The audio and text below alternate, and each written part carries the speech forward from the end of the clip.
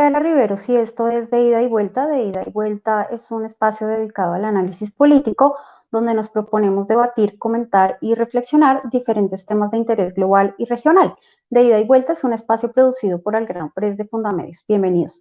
Hoy vamos a hablar de Libia. Este es un país situado al norte de África que experimenta una aguda crisis interna desde hace varios años.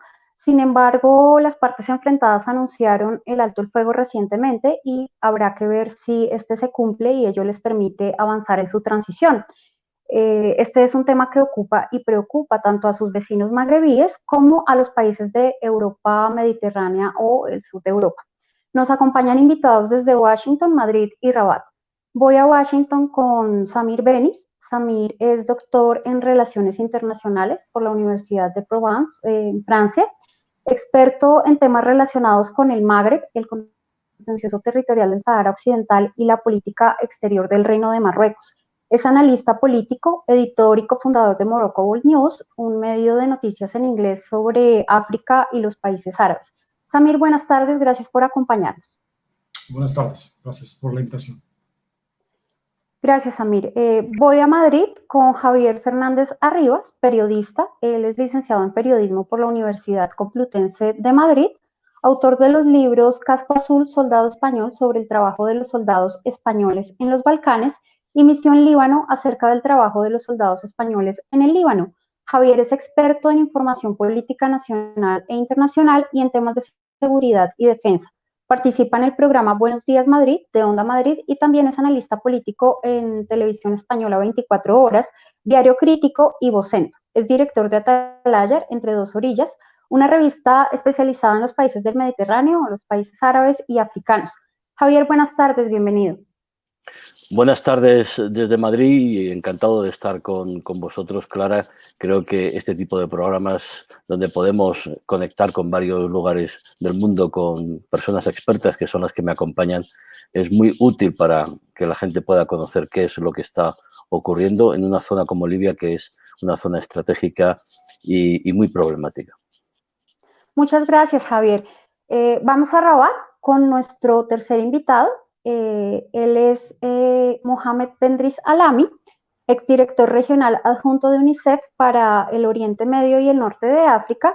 Ha estado en diferentes misiones de UNICEF y como representante del Fondo de las Naciones Unidas para la Infancia ha trabajado en más de 20 países de Asia y de África. Libia ha sido uno de estos países. Señor Alami, es un placer saludarte nuevamente. Bienvenido. Muchas gracias, Clara, y saludos cordiales para sus invitados. Yo tuve muchas veces la oportunidad de ver al señor Javier en 24 horas, que sigo muy a menudo desde Rabat. Gracias. Muchas gracias. Pues vamos a empezar con nuestro primer bloque y justamente voy a ir con nuestro invitado en Rabat porque quiero preguntarle, señora Alami, aprovechando que usted ha tenido ocasión de conocer este país y de trabajar en este país antes de la caída de Gaddafi, ¿cómo, si nos puede tratar de contextualizar? En América Latina no estamos muy familiarizados con la actualidad de los países del Magreb. Si nos puede comentar brevemente sobre todo la situación interna de Libia y el tema de los derechos humanos, teniendo en cuenta que es su área de trabajo previo a la caída de Muammar Gaddafi. Ok, muchas gracias otra vez por la invitación. Efectivamente, yo tuve el placer de seguir a este país desde 2003, a partir de la oficina regional en Amman. Yo cubría ese puesto de representante que estaba ahí. Y después, en el 2009-2010, tuve la oportunidad de pasar prácticamente un año. Entonces fue el tiempo donde conocí mucho más y en profundidad ese país. Hay que recordar una cosa que es una constante, desgraciadamente, de los países africanos, que el petróleo no trae felicidad, sino que trae desgracia. Para todos los países de petróleo en África, pues no fue un buen asunto para la población africana y siempre ha sido un punto de líos y de guerras y de conflictos civiles en particular. Esto dicho, el presidente Gaddafi llegó al régimen con un golpe de Estado en 1969, cuando derrocó al viejo rey Idris Senussi. Entonces él vino en el 69 en el marco de una ideología que se mantenía en ese tiempo en el mundo árabe, en particular en Egipto, en Siria, en Irak también, que es el nacionalismo árabe, lo que se llaman los oficiales nacionalistas, que son Mohammad Najib en Egipto, Jamal Abdel Nasser, y vino después Gaddafi.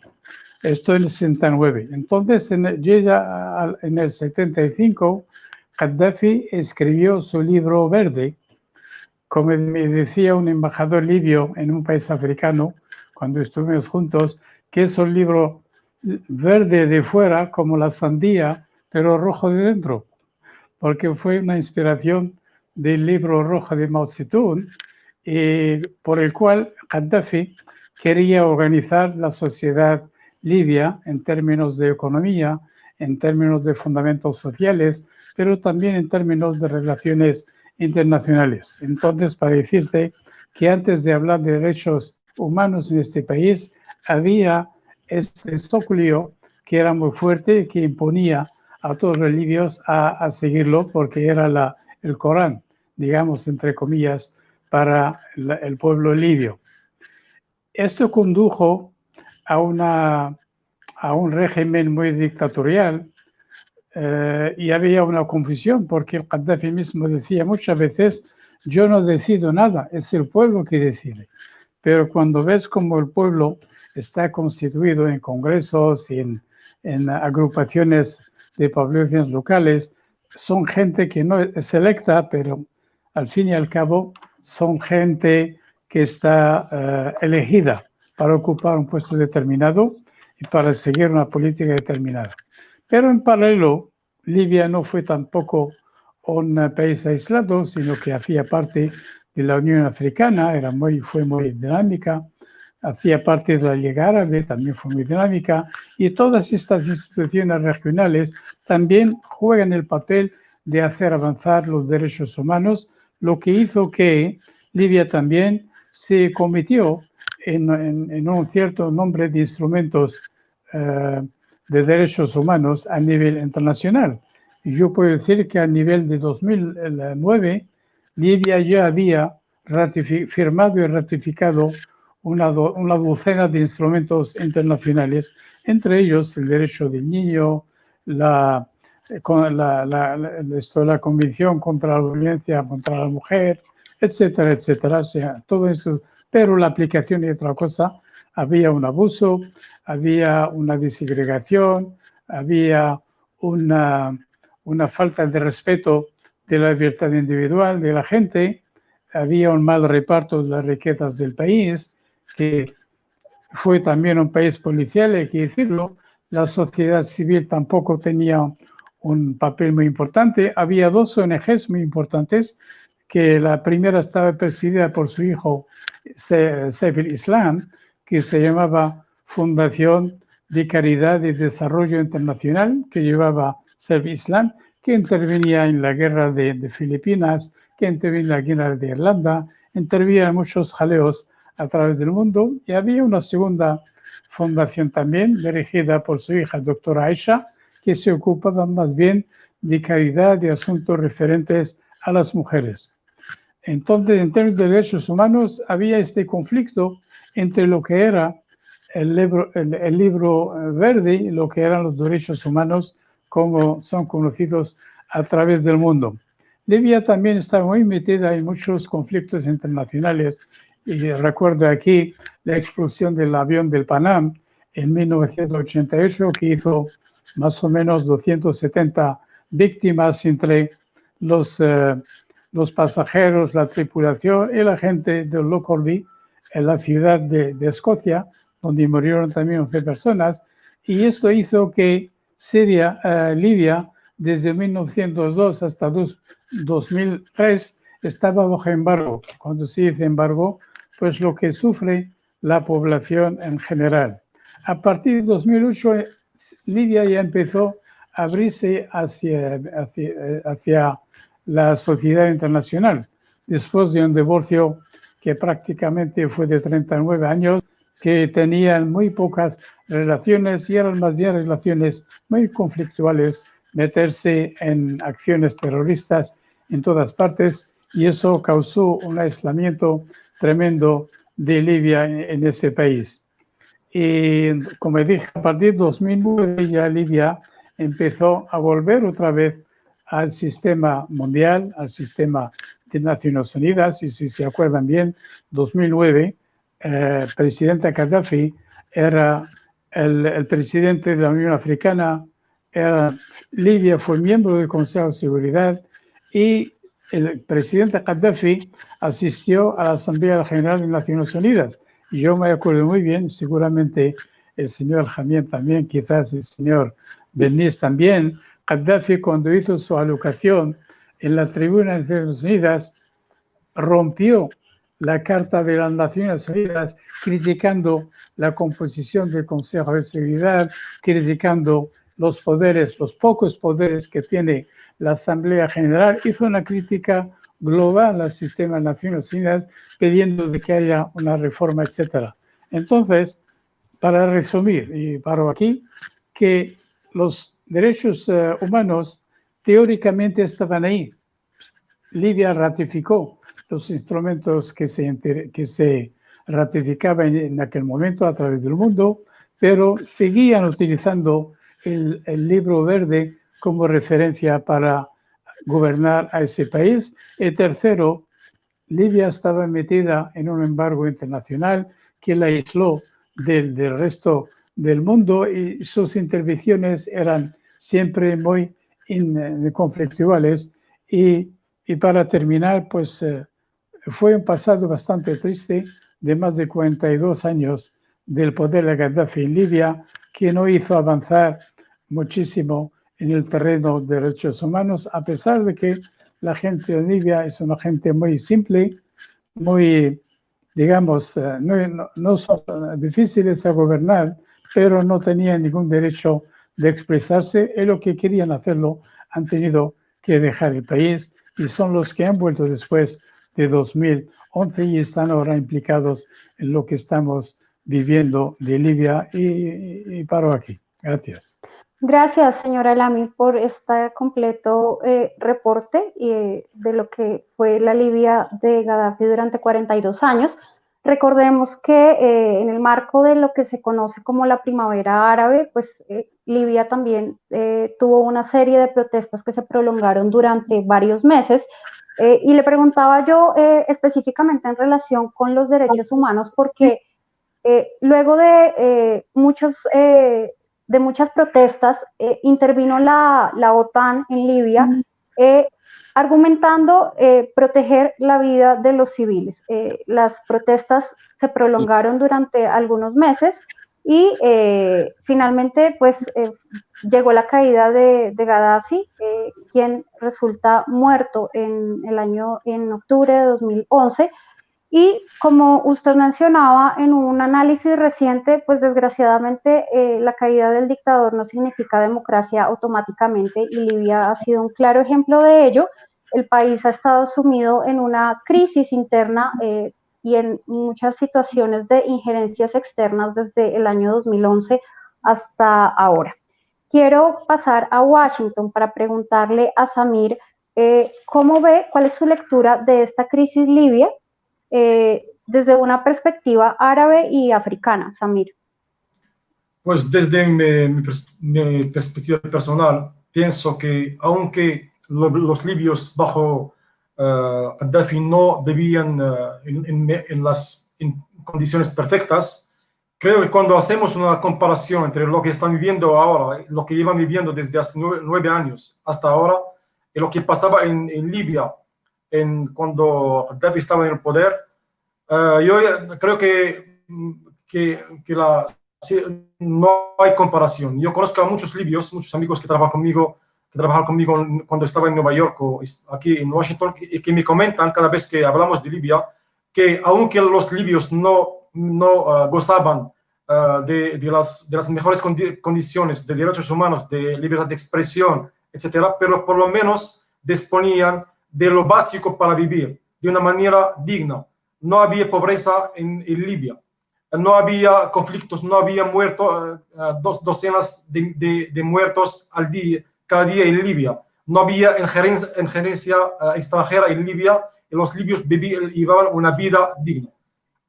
Lo que pasó después de la intervención de la OTAN en 2011 es que había algunos países a quienes no les convenía que Gaddafi siguiera en el poder y hicieron lo posible para desembarazarse de él.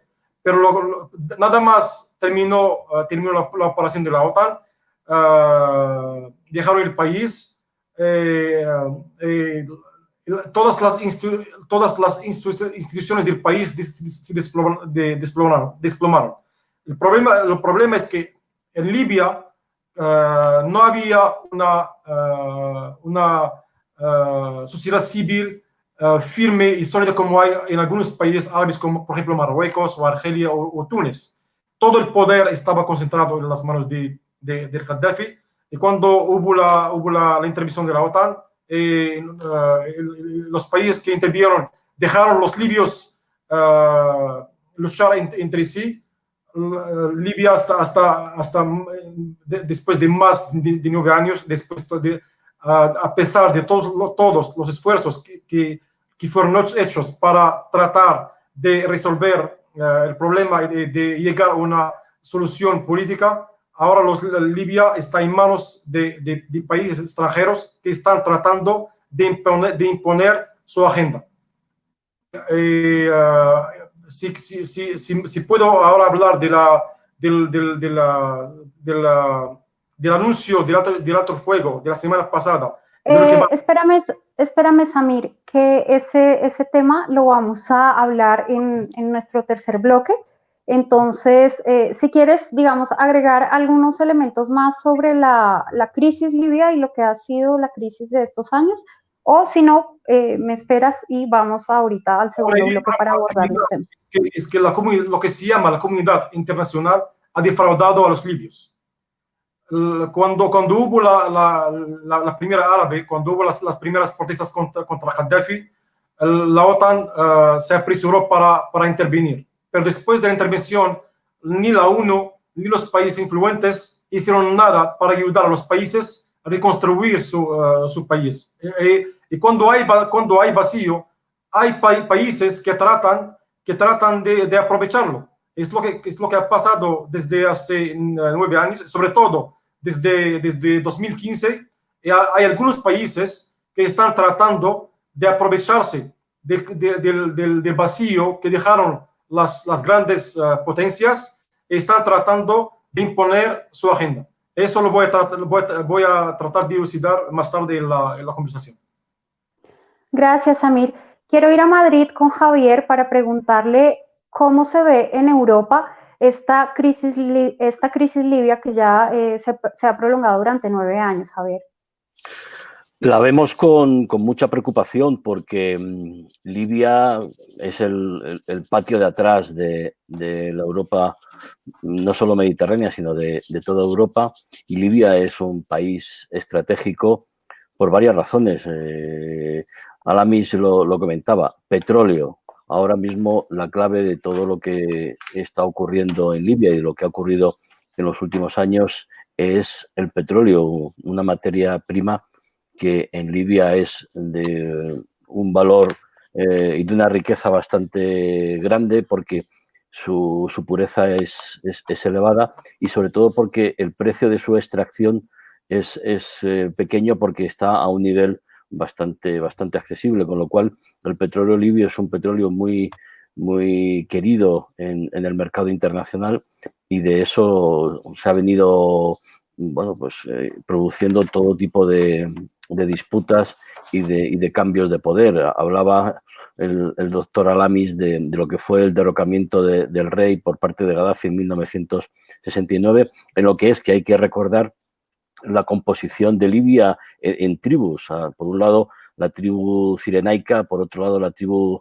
tripolitana, y hay otras tribus de menos relevancia, pero siempre han tenido unas disputas por controlar el poder, por controlar toda la situación política. Y bueno, lo que hizo Gaddafi dentro de lo que supone el dinero del petróleo, que le permitió una modernización de una parte de las Fuerzas Armadas que él utilizó para dar el golpe y luego utilizó para mantener su dictadura y estar en contacto con aquellos países que más le convenían. Hemos hecho un recorrido de cómo Gaddafi va y viene pues dentro de lo que era la Guerra Fría, de bueno, pues flirtear con la Unión Soviética, también de flirtear con Occidente, de tener unas posiciones muy peligrosas de apoyo a ciertos grupos terroristas. Se ha mencionado Lockerbie, sufrió un ataque por parte de los Estados Unidos por la delimitación del Golfo de Sirte, y además un ataque a su palacio donde murió uno de sus hijos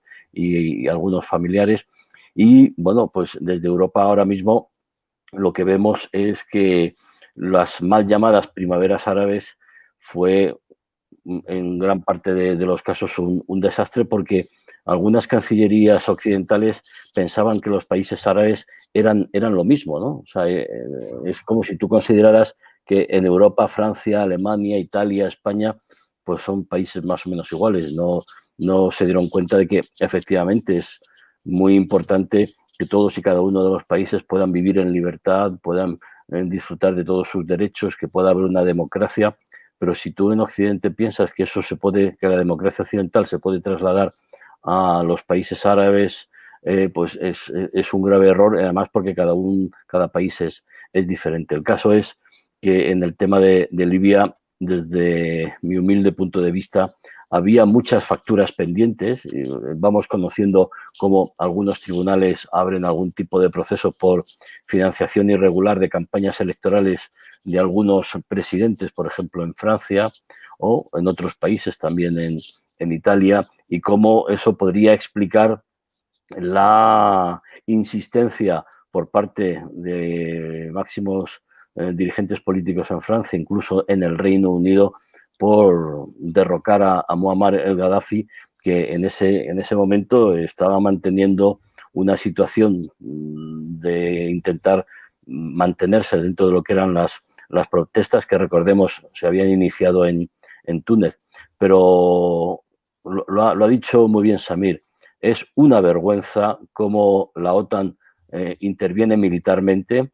Estados Unidos se queda un tanto al margen, aunque da apoyo logístico, y luego cuando Gaddafi, que era un dictador y una persona realmente detestable, pero también tenía sus derechos, fue asesinado como fue asesinado, los países europeos, la OTAN se retira y deja en manos de distintas milicias lo que eran las disputas de las distintas tribus tripolitana y cirenaica, el supuesto control del país, que no era tal, porque lo que ahí afloraron fueron las disputas históricas y sobre todo la ambición por controlar la explotación y comercialización del petróleo y tener poder y tener dinero. A partir de ahí, Libia es un caos, donde las mafias de inmigración están funcionando a su antojo.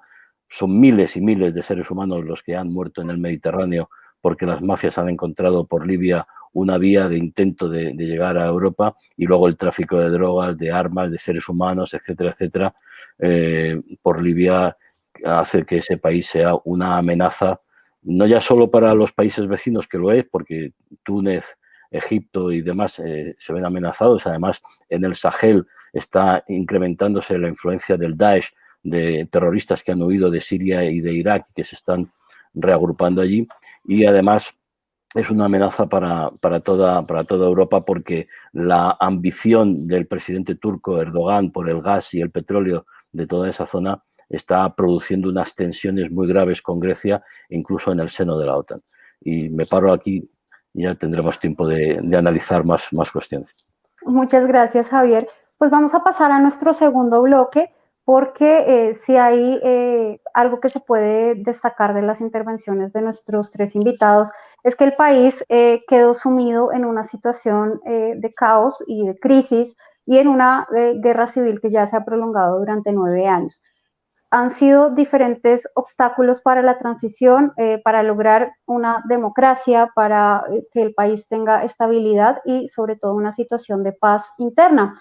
También ha habido diferentes iniciativas en estos años, particularmente desde 2015 con el acuerdo de Skhirat que tuvo lugar que se firmó en Rabat entre las partes enfrentadas en Libia, y de ahí en adelante ha habido unas 7 conferencias internacionales. La última ha sido este enero en Berlín, para ver cómo destrabar esta situación y poder avanzar. Sin embargo, esta última conferencia de Berlín ha sido incluso muy cuestionada por los países del Magreb. Vimos a Túnez cuestionando cómo no se convocaba con suficiente antelación y por ello declinó participar en la conferencia. Marruecos también sentó una protesta por haber quedado excluido de esta conferencia, pues siendo que son los países del Magreb y de la región que directamente sufre la situación de Libia. Vimos en las semanas siguientes cómo la Unión Africana, digamos, apoyó el tema del acuerdo de Skhirat y que la solución para Libia se dé a partir de los libios y no como está ocurriendo a partir de muchas injerencias internacionales de diferentes países que en muchos casos no son animadas por lograr la paz y la estabilidad en este país. Quiero preguntarle a Samir si él considera que han fracasado las diferentes iniciativas para una solución a esta crisis y cuáles son esos intereses y esas injerencias externas en Libia que están perjudicando al país y que han imposibilitado que haya una transición y una estabilidad. Tenemos que partir de la base de que en 2015 hubo el acuerdo de Skhirat para conseguir una solución política al país y poner un fin al conflicto. El problema es que hay algunos países que para los cuales ese acuerdo no conviene a su agenda política regional. Entre esos países, el más importante, el más problemático, son los Emiratos Árabes Unidos. Este país, junto con Saudi Arabia, desde 2011, desde el principio de lo que se llama la Primera Árabe, sobre todo después del derrocamiento de los presidentes de Túnez, Egipto y Yemen, en la emergencia de los islamistas, de los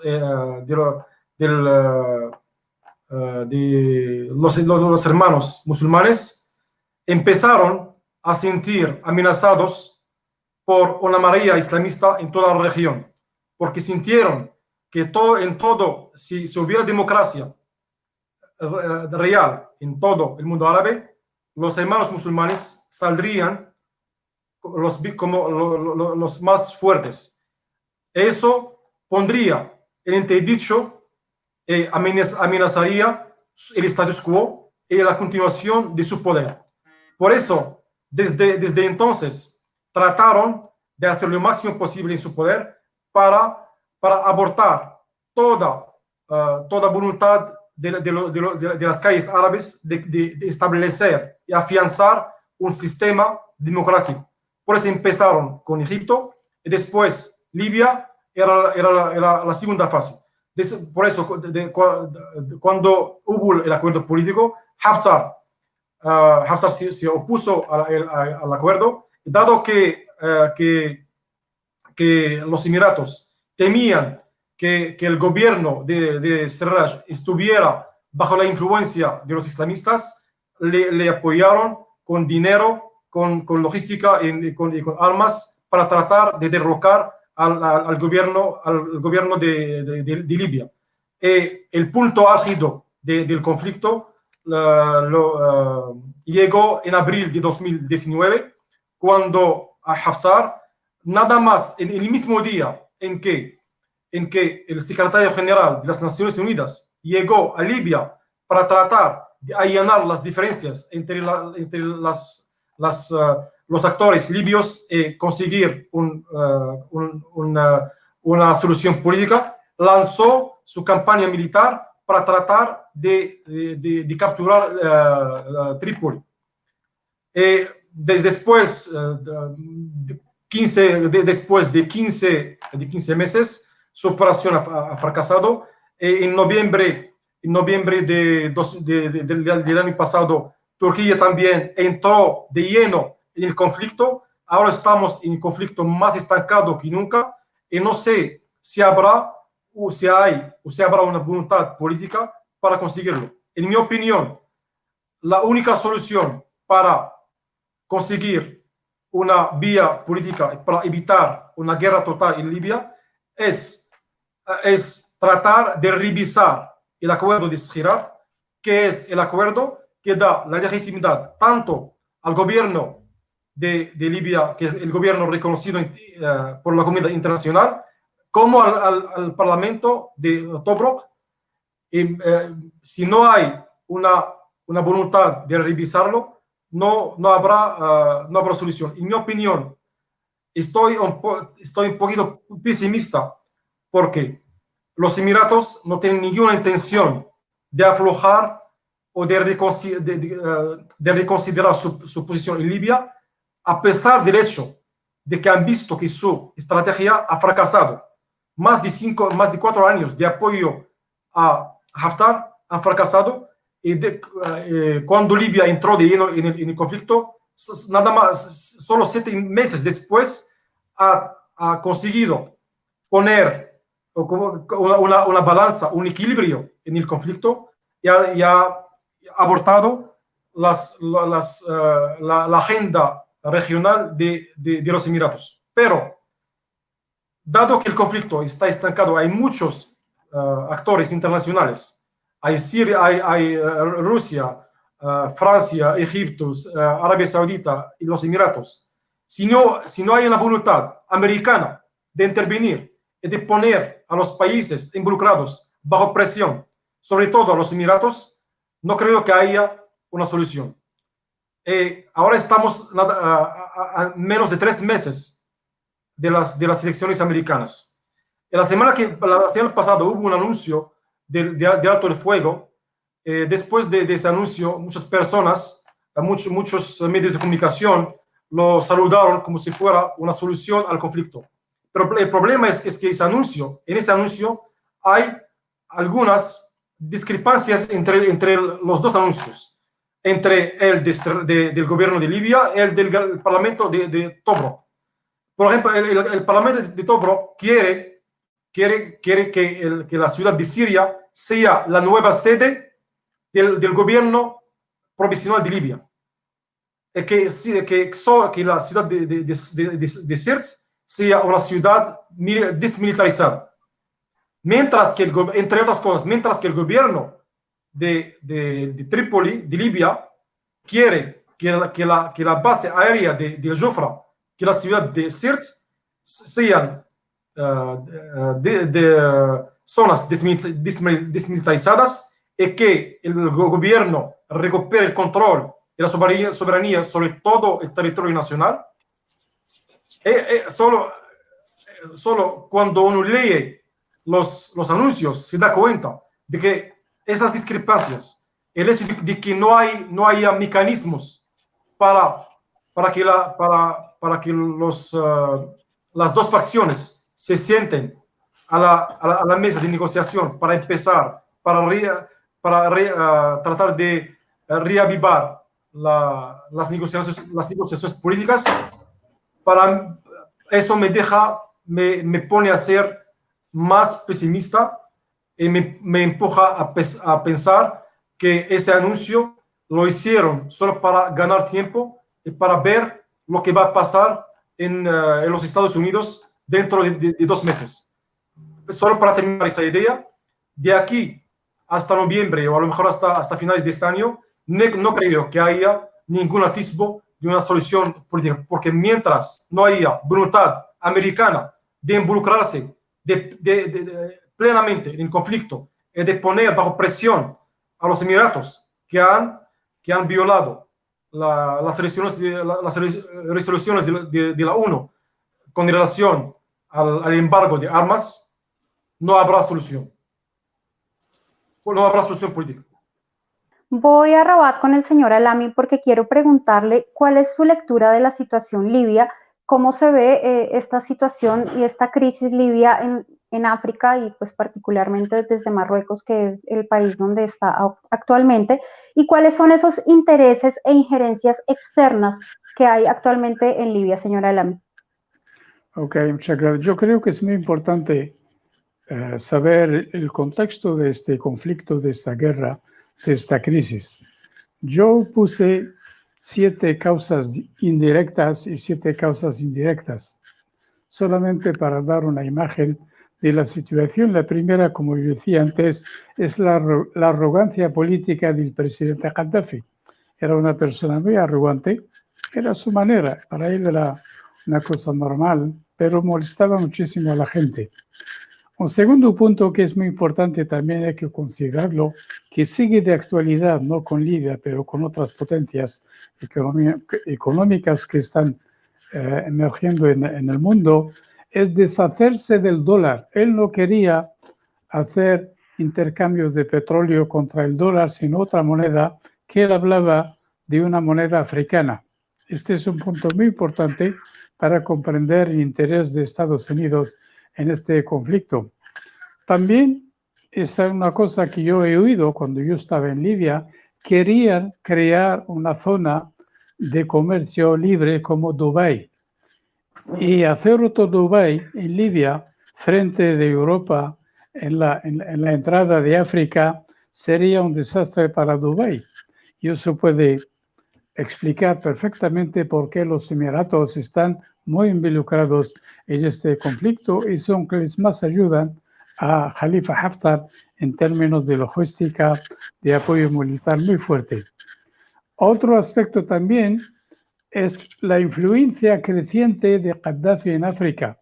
No hay que olvidar que Gaddafi creó lo que se llama la Organización del Sahel y del Sahara, donde la sede está ubicada en Trípoli, que es un gran edificio que yo tuve la oportunidad de mirar. Es muy importante cuando hablan del Sahel, como decía Javier, el Sahel ahora es una cuenca de conflictos, es una zona incontrolada, donde circulan armas, circulan drogas, circulan candidatos para la inmigración, hay todo tipo de razones para preocuparse de esta situación.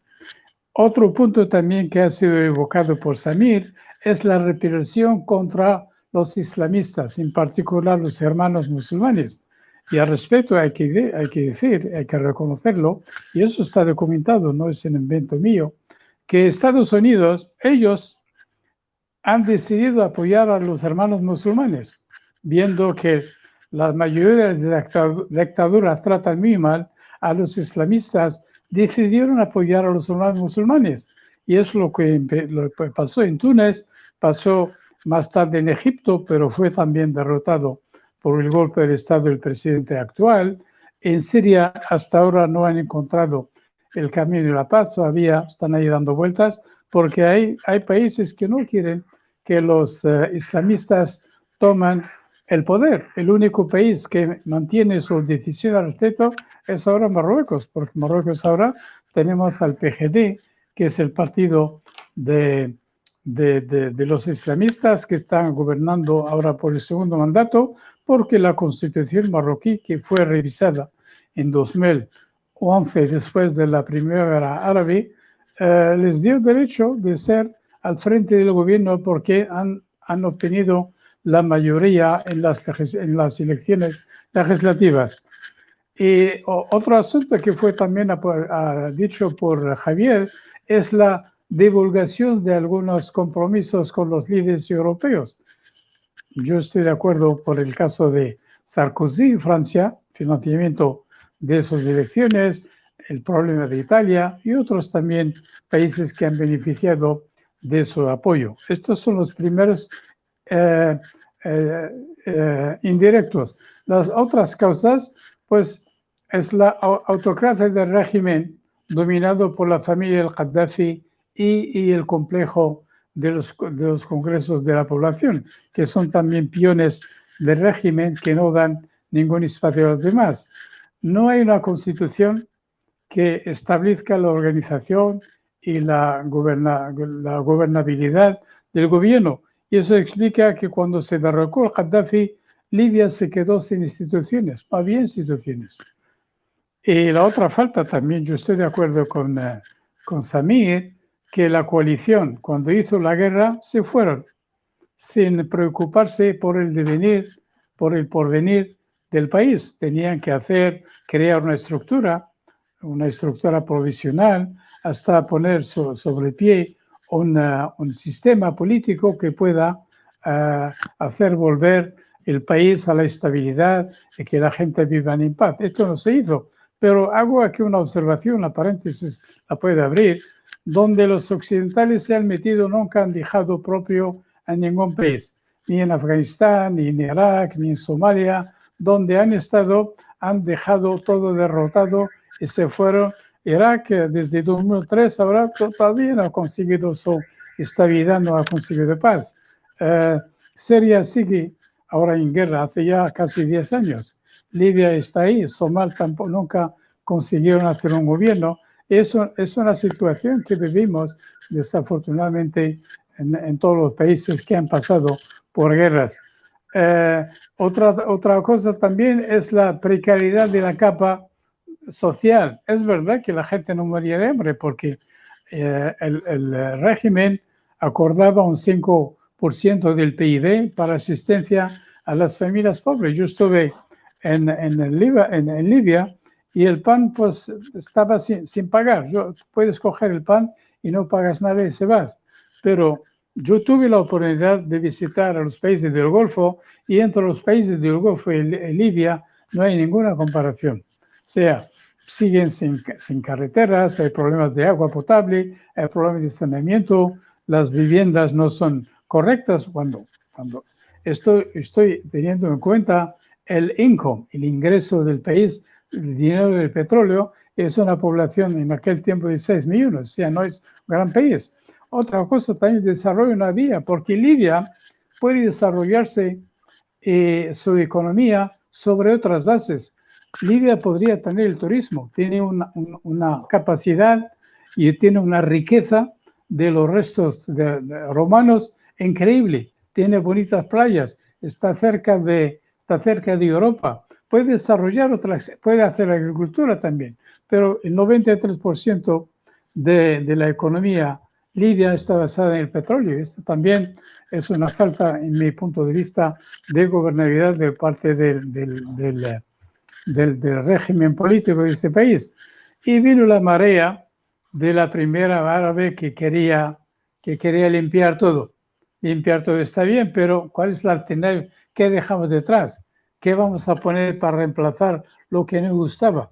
Si gustaba o no gustaba. Si no gustaba, ¿lo reemplazamos con qué? Esta pregunta no se hizo. Hicieron la guerra y se fueron y dejaron el país en lo que estamos viviendo ahora. Es una, yo diría que es una inconsciencia política y es una falta política muy grave porque, como se dice, y Javier lo tiene que saber muy bien, si hay fuego en tu piso y tú vives en el tercero y el fuego en el primero, eso no quiere decir que te vas a salvar, que te puede llegar el fuego donde estás. Y eso lo estamos viviendo ahora, pues que la inmigración viene de Libia y afecta a Francia, afecta a España primero, afecta a Italia. Entonces no podemos vivir en un mundo aislado. Estas son faltas para mí muy estratégicas y muy importantes a señalar. Esto explica Señora, que concretando quería decir, nos encontramos con Emiratos, con Egipto,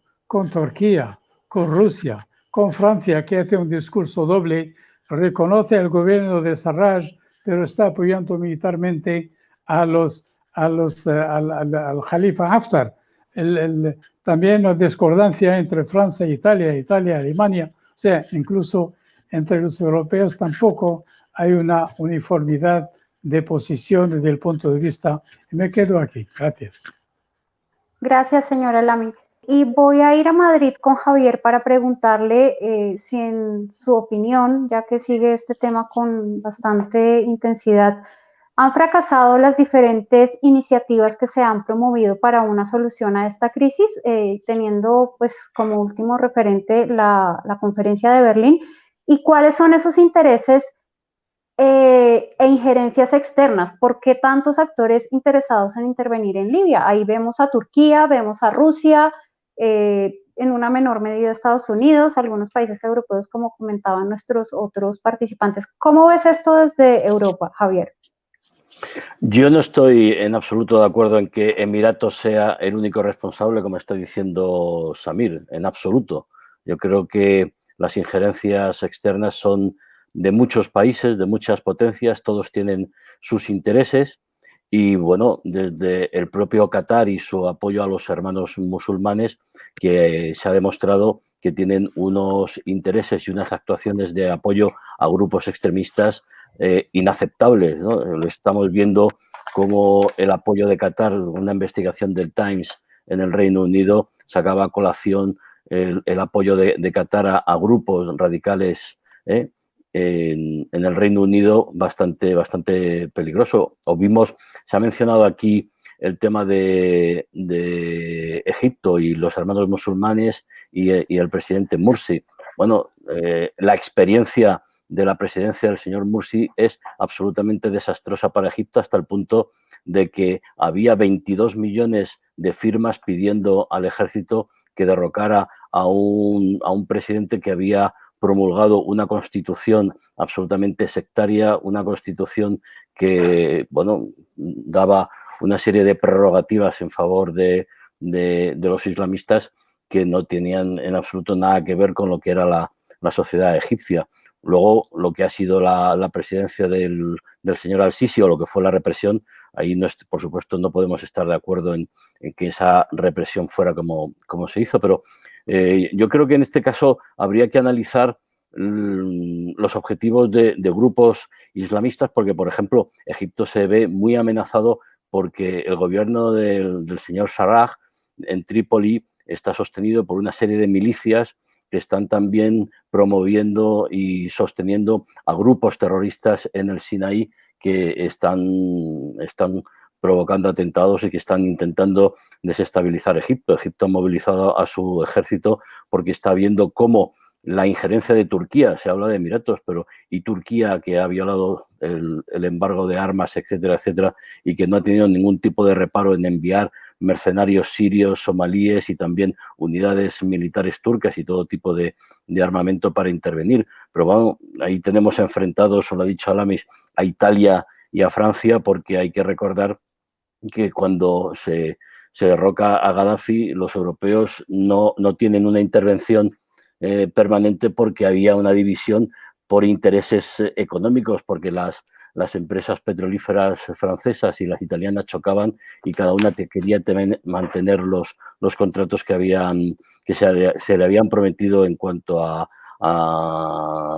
su participación histórica y también a lo que podía ser, perdón que se me cae el audífono, las relaciones históricas con Gaddafi. En fin, yo creo que ahí hay una serie de intereses donde, por ejemplo, por un lado, apoyando a Haftar, que, por cierto, había que recordar que controlaba el 80% del territorio libio cuando lanza esa ofensiva sobre Trípoli, que efectivamente ha fracasado, pero que en muchos países europeos, por ejemplo, tanto en Francia, menos en Italia, pero también en Reino Unido y Washington, es bienvenida porque al final lo que se está intentando es que haya una solución que pueda, y vuelvo a lo que comentaba al principio, que pueda poner en orden los intereses de las tribus, que son al final lo que realmente están mandando en Libia, que son los cirenaicos y los tripolitanos que están luchando desde hace años y años y años por el control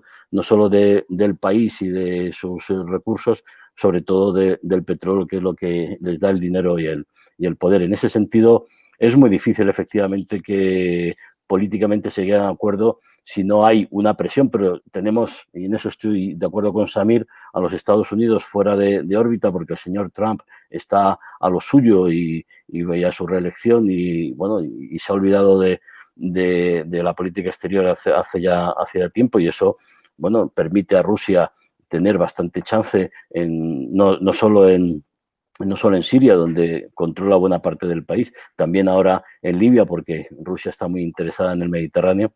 Y vamos a ver cómo se lleva eso con Turquía, porque Rusia y Turquía está comprando armamento ruso, pero sin embargo está enfrentando a los intereses de Putin en Libia. Es todo un puzzle donde yo insisto, Samir, yo no echaría la culpa únicamente a Emiratos. Al revés, Emiratos está defendiendo los intereses frente a un islamismo radical extremista que representan los hermanos musulmanes y las organizaciones a las que están apoyando, y que realmente eso representa una amenaza no solo para los occidentales europeos, sino para los propios países árabes y para el propio mundo musulmán, donde el radicalismo pues no ha hecho más que empeorar las cosas y llevar a situaciones bastante arcaicas, ¿no? Además, no olvidemos el papel de Irán y los apoyos que también realiza a través de sus grupos exteriores, ¿no? Javier, gracias. Pues Samir necesita hacer una intervención a la respuesta que tú estás dando sobre algunas diferencias que tiene. Entonces, le voy a dar 2 minutos a Samir para su intervención, y si tú tienes algo que decir al respecto de los comentarios de Samir, pues te daré 2 minutos antes de que pasemos a nuestro tercer bloque, ¿vale? Samir, adelante, por favor. Hay algunas cosas que el señor Javier ha dicho que no son ciertas, porque decir que primero tenemos que tener en cuenta el hecho de que los Emiratos... Perdona, todo lo que yo he dicho es cierto. ¿Mm? Que todo lo que yo he dicho es cierto. No hay ninguna falsedad en lo que he dicho. Pero me gustaría que eso quedara claro, porque yo no he dicho que lo que tú dices no es cierto. Por favor, déjame hablar. Yo estoy hablando... Sí, pero no me descalifiques. Y usted ha dicho que hubo 22 millones de firmas, sí, contra Morsi. Y yo le voy a decir que eso formó parte de la campaña de propaganda que fue pagada por los Emiratos para derrocar. Eso es documentado. Eso absoluto. Está disponible. Por favor, déjame terminar. Usted estaba hablando. Le he dejado terminar, por favor, déjame terminar. Eso está documentado. Segundo, es verdad que Turquía ha intervenido en el conflicto de Libia y que ha enviado mercenarios sirios, que ha enviado armas al gobierno de Sarraj, etc. Pero no olvidemos de que si los Emiratos no hubieran intervenido en el conflicto desde 2015, si no hubieran tratado de abortar la dinámica del proceso político lanzado por las Naciones Unidas, no habríamos llegado a esta situación. El problema es que los Emiratos tratan de usar el pretexto de los islamistas para justificar sus acciones en Libia y en otros países. No olvidemos, cuando hablamos de los islamistas, no olvidemos de que el mismísimo Haftar, que es apoyado por los Emiratos, está aliado con tribus llenas de radicales. Y uno de ellos es Mohammed al-Walfili, que forma parte de una tribu que estuvo involucrada en muchos crímenes, y que está en la lista internacional de gente, de criminales. No podemos hablar de Turquía o de los Emiratos como si fueran, como si los Emiratos estuvieran como defendiéndose de una amenaza inmediata. No, los Emiratos están en el Golfo, Libia está en el Magreb.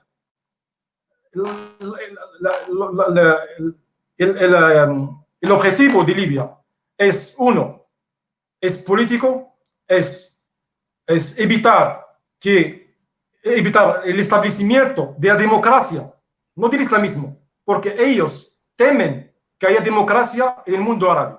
Porque si hubiera democracia en el mundo árabe, Si hubiera democracia, por ejemplo, en los Emiratos, no habría acuerdo de paz entre los Emiratos e Israel. ¿Por qué?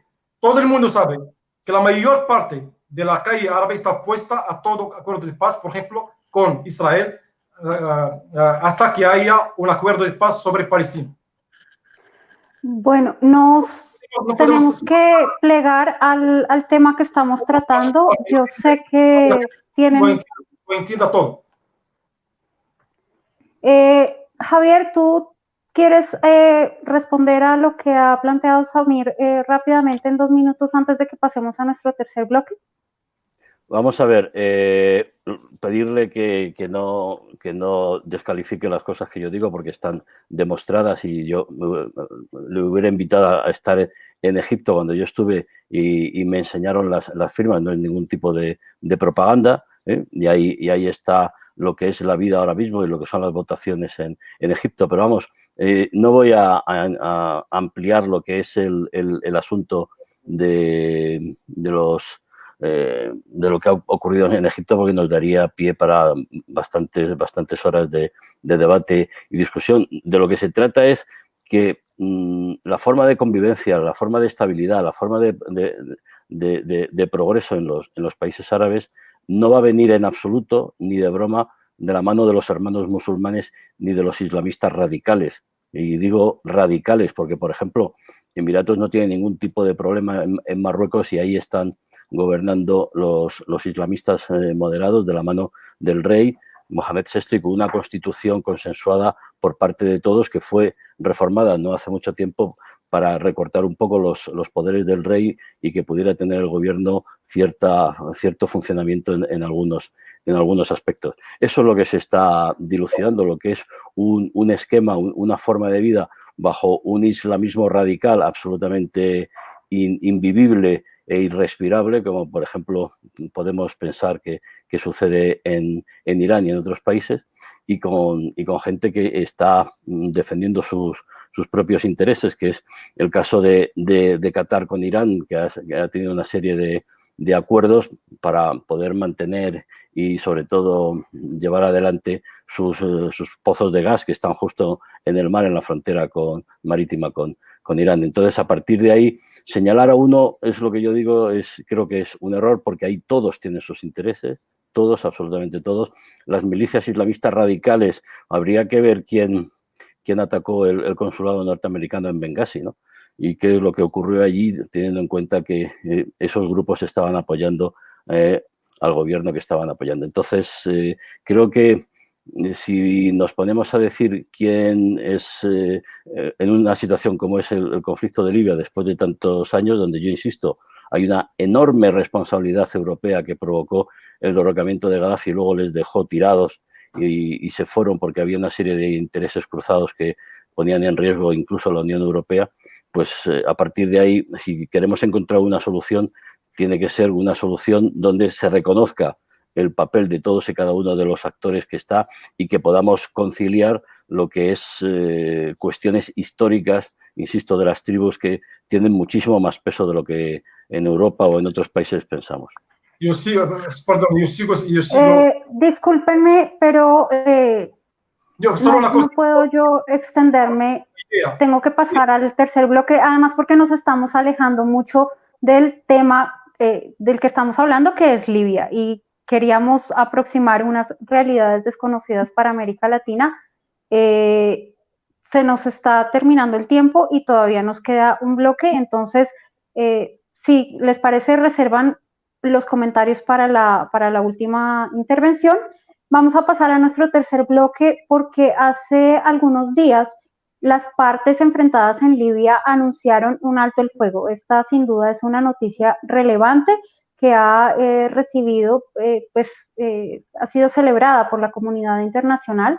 Ahora lo que está por verse, pues, es si este alto el fuego podrá ser sostenido y cómo avanzar en esta transición, si las milicias enfrentadas van a cumplir con el alto el fuego, y qué pasará con ese gran número de mercenarios que hay de diferentes países en Libia, y con todas las armas que hay en este país. A pesar de que hubo un embargo, pues esto no ha funcionado y el país está lleno de armas en una zona que es muy problemática como el Sahel, y que preocupa mucho, por supuesto, a Europa y pues también a sus vecinos magrebíes. Javier, quiero preguntarte, ¿cuáles, a modo de reflexiones finales para cerrar la participación, cómo pueden contribuir los países del Mediterráneo a una salida para esta crisis? Pueden contribuir presionando a las partes para que tengan unas posiciones que se puedan conciliar, posiciones que sean realistas, posiciones que reconozcan lo que es una realidad que no viene de ahora, sino que viene de hace muchos años, y sobre todo la clave está en cómo se va a repartir la explotación de los beneficios del petróleo entre las partes enfrentadas, insisto, entre cirenaicos y tripolitanos, ¿no? A partir de ahí, lo que hay es que evitar a toda costa que Libia sea un estado fallido, que ahí reine el caos, que ahí las milicias hagan lo que les dé la gana, donde estén apoyando además a grupos terroristas que intentan desestabilizar una zona tan geoestratégica y tan delicada como es el Sahel, tanto para Argelia, Marruecos, Mauritania, bueno, por supuesto, Egipto, el apoyo a esos grupos terroristas que actúan en el Sinaí, y luego lo que son las mafias que trafican con seres humanos desde el África subsahariana, con un dinero que lo que hace es mantener esos grupos terroristas que están actuando en Mali, que están actuando en Chad, en Níger, por Boko Haram en Nigeria. O sea que en ese sentido hay toda una situación donde Libia representa un actor muy, muy importante, y porque por Libia es por donde se encauza todo ese tráfico de seres humanos, de armas, de drogas, etcétera, etcétera, y hay que terminar con eso. Entonces, más allá de lo que son los intereses de unos o de otros, tendrán que llegar a un acuerdo. Por ejemplo, y para no irnos a lo que estábamos discutiendo antes, para empezar entre Francia e Italia, sin ir más lejos, ¿no? Ahí España, Reino Unido o Alemania pueden tener algún papel mediador, y estoy de acuerdo en que los Estados Unidos deben recuperar el papel que tenían antes en el orden mundial para evitar este tipo de caos, donde, por ejemplo, Rusia, que actúa con unos intereses muy claros a favor de lo que es el fortalecimiento de sus posiciones en el Mediterráneo, pues puedan tener. Ahí hay ahora mismo un enfrentamiento claro, porque el gobierno de Sarraj firmó un acuerdo con Erdogan que perjudica además a países como Malta, Chipre, Grecia e incluso Israel por el gas y el petróleo en el Mediterráneo. Por lo tanto, voy mucho a lo que es la cuestión económica petrolífera, que es donde se tendrán que poner de acuerdo las partes en conflicto, de reconocer de una manera realista cuáles son los mejores intereses para todos, y sobre todo para mantener la estabilidad y acabar de una vez por todas con una indecencia que es absolutamente inaceptable, de cómo miles de seres humanos pierden la vida en las aguas del Mediterráneo porque las mafias sin escrúpulos están utilizando y sobornando a las milicias y a los dirigentes libios de todas las zonas, insisto, todas las zonas, para poder hacer un mercadeo absolutamente indigno y deleznable sin escrúpulos. Entonces ahí los europeos tienen que jugar un papel importante a la hora de presionar para que, bueno, el demonio está en los detalles. Hay un alto el fuego, un cese, pero luego cuando tú bajas a los detalles para ver cómo se aplica los detalles de ese cese y las condiciones que luego van a regir, pues ahí es donde se tienen que poner de acuerdo, y va a ser complicado porque, bueno, después de estos años hay muchas venganzas, muchos rencores, pero insisto, muchos intereses de muchos países, no solo de los países del Golfo, sino de muchos países que tienen en Libia una ambición desmedida. Es el caso del presidente turco Erdogan, porque hay que recordar, Clara, que si nos ponemos a pensar en la reconstrucción de todo lo destruido en Libia, estamos hablando de miles de millones de dólares que va a costar esa reconstrucción, y esos contratos serán muy sustanciosos para aquellas empresas de aquellos países que los puedan conseguir, con lo cual, insisto, hay que coordinar muchos intereses, pero las partes tendrán que ceder para poder llegar a un cierto acuerdo que dé estabilidad de verdad al país y a la región. Muchas gracias, Javier. Claro que sí, la geopolítica no es filantropía y esto muchas veces es lo último que tiene que ver en los asuntos de los países. Voy a darle paso a Samir para que nos aproxime unas reflexiones de cómo pueden contribuir los países del Magreb a una salida para Libia, considerando que esta es la región de Libia y pues los países pueden hacer importantes apoyos a una estabilización del país que redundaría en beneficio de toda la región. ¿Cómo has visto esta noticia del alto al fuego y cuáles crees que serán las perspectivas para Libia de cara al futuro próximo, Samir? Bueno, la noticia en sí es positiva.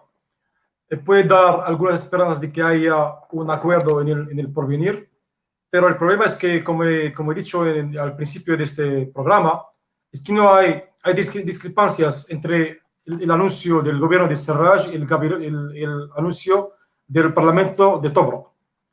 Además de esto, no hay mecanismos para relanzar el proceso político.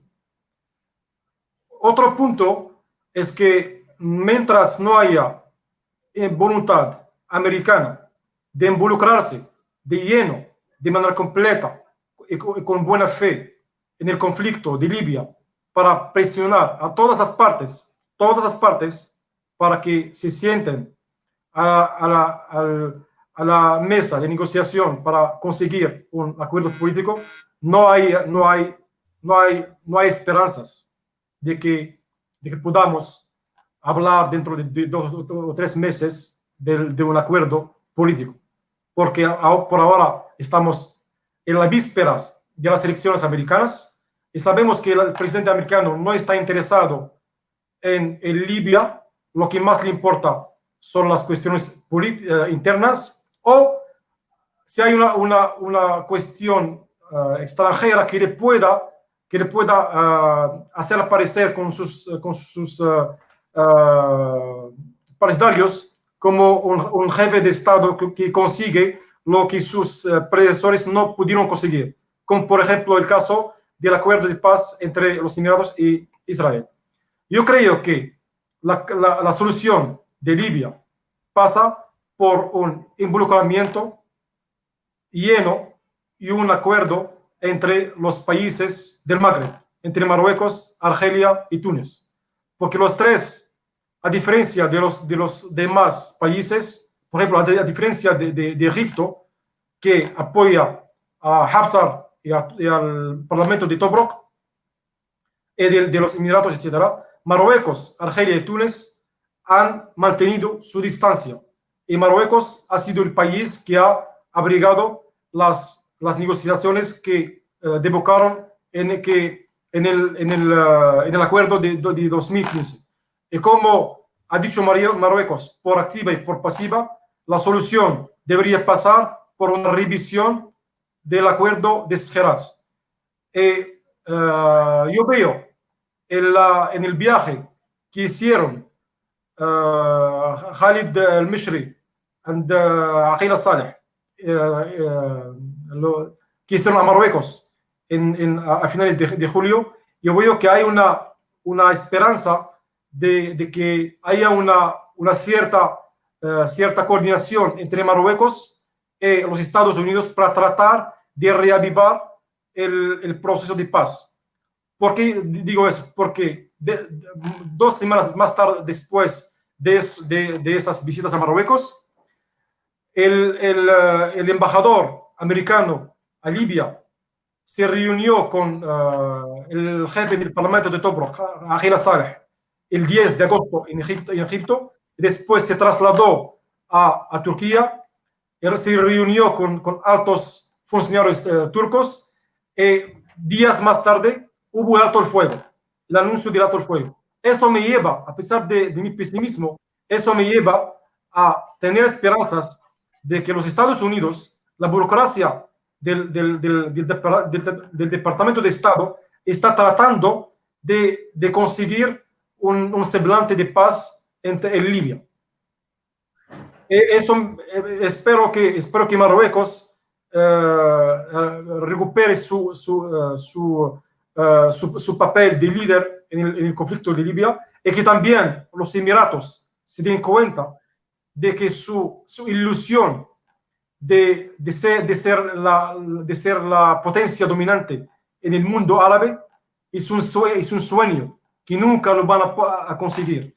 Porque un país de solo 1 millón de habitantes, un país como los Emiratos, a pesar del dinero con más dinero que tenga, no podrá conseguir los sueños que está persiguiendo. Eso es lo que los Emiratos y todos los demás países de la región deberían tener en cuenta. Que el modus operandi para conseguir la paz en la región es compaginar los intereses de todas las partes. No hay juego, lo voy a decir en inglés, zero-sum game. No hay juego en que una parte lo consigue todo y la otra parte lo pierde todo. Hay que llegar a compromisos en los cuales cada parte preserva sus intereses, cada parte preserva sus apariencias. Mientras no haya eso, no podremos conseguir una solución política. Samir, muchas gracias por tu participación. Pues vamos a ir con nuestro invitado en Rabat, el señor Alami. Sí, muchas Señor gracias. Alami, muchas gracias por tu paciente espera. Hacía varios minutos que no conversábamos. Es muy interesante lo que se ha dicho de ambas partes, tanto de Samir como de Javier. Para resumir, bueno, yo empecé diciendo que el petróleo es un factor de desgracia, como puede ser un factor de felicidad, ¿de acuerdo? Entonces volvemos al petróleo. Quisiéramos o no, el petróleo es el nervio de la guerra, como se dice. Yo creo que el asunto de Libia lo puedo poner en coordenadas. Hay una vertical que trata de África, el Mediterráneo, y una horizontal que son los países del Magreb, porque no hay que olvidar que Libia hace parte del UMA, la Unión del Magreb Árabe, ¿de acuerdo? Que está ahora en letargia, ahora no funciona por los problemas que estamos viviendo. África ya ha dicho, en Brazzaville, en Addis Abeba, en otras oportunidades, los países del mundo árabe también, no solución externa, no solución militar y apoyar a las acciones de Naciones Unidas.